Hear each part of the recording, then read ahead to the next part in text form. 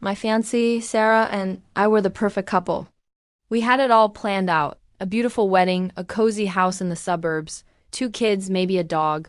Life felt like a fairy tale.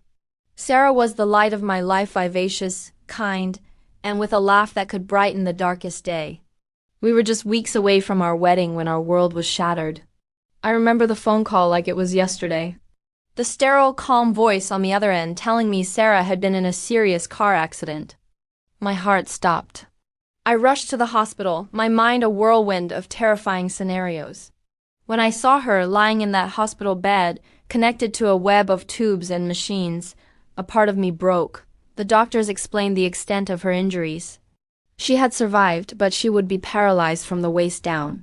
The woman I knew, the woman who loved hiking, dancing, and running on the beach, was gone.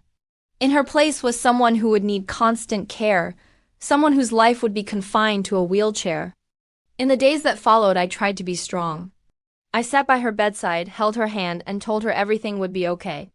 But as I looked into her eyes, I saw the same fear and uncertainty that was eating away at me. The future we had planned, that perfect picture, was now a shattered mosaic. The wedding planning stopped. Instead of cake tastings and picking out flowers, our conversations were about physical therapy, home modifications, and long-term care facilities. My friends and family told me I was a hero for sticking by her. "You're such a good man, Mark," they'd say. But I didn't feel like a hero. I felt like a fraud. Every time I looked at her, I wasn't filled with love and compassion, but with a growing sense of dread and resentment. This wasn't the life I had signed up for. This wasn't the woman I had fallen in love with.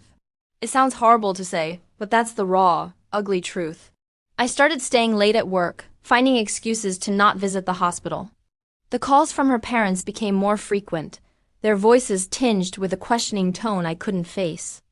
One evening, I was sitting in my car in the hospital parking lot, unable to bring myself to go inside. I thought about our life together, the one we were supposed to have. Spontaneous road trips, dancing in the kitchen, chasing our future kids around the yard. All of it was gone. Replaced by a reality of wheelchairs, medical bills, and a life of being a caregiver. I felt trapped, suffocated by a sense of obligation. Was it selfish to want to run? To want to save myself from a life of hardship I never chose? That night I made the hardest decision of my life. I went into her room. She was awake, and she even managed a small, weak smile when she saw me. "Hey you," she whispered. My heart twisted in my chest. I sat down, took a deep breath, and told her. I told her I couldn't do it. I couldn't be the man she needed me to be. I told her I was sorry, so deeply sorry, but I couldn't marry her. The look in her eyes, it wasn't anger or hatred. It was a deep, profound sadness and a flicker of understanding that broke me more than any angry words could have. I took off the engagement ring I had been holding for her and placed it on the bedside table. Then I walked out of that room and out of her life without looking back. The aftermath was brutal. I was a pariah. My friends disowned me. Her family, understandably, despised me. I was labeled a monster, the man who abandoned his fiancée in her darkest hour. I moved to a new city, changed my number, and tried to start over. For a while, I tried to convince myself I had made the right choice. I dated other women, I focused on my career, I tried to build a new life. But a shadow followed me. A hollow ache in my chest that never went away.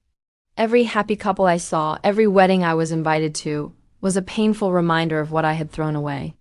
Years went by, 5, to be exact. I had a decent job, a nice apartment, but my life felt empty. I was lonely. The women I dated could sense the wall I had built around my heart. No one could ever compare to Sarah, to the memory of the love we once shared. One night, drowning in regret and whiskey, I did something I had sworn I never would. I searched for her online.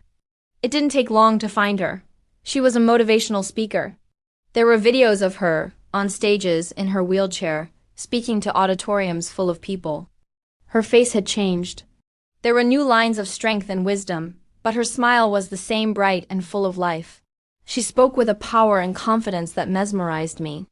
She talked about hitting rock bottom, about losing everything, and about the long, arduous journey of rebuilding her life, not just physically but emotionally. She spoke of forgiveness.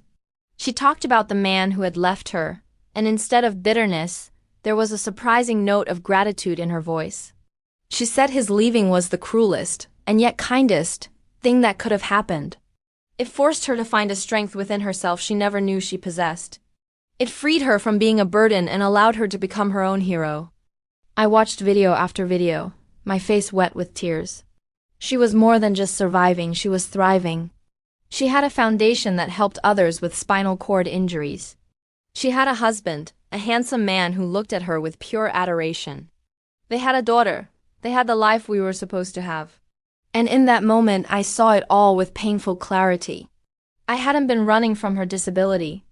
I had been running from my own weakness. I was the one who was crippled, not by a physical injury, but by fear and selfishness. Seeing her so happy, so complete, was both a knife to the heart and a strange sort of relief. It didn't absolve me of my guilt, but it showed me that my selfish act had, in a twisted way, set her on a path to a better life. A life where she was loved for exactly who she was. I, on the other hand, was stuck. I was the one who was truly disabled, trapped in a prison of my own making.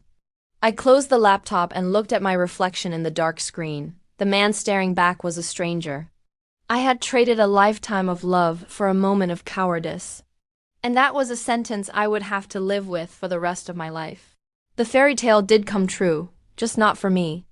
I was just the villain in someone else's story of triumph. Thank you for watching.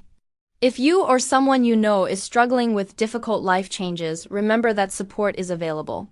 Reaching out to a mental health professional can provide you with the tools to navigate these challenges. Don't forget to like this video and subscribe to the channel for more stories.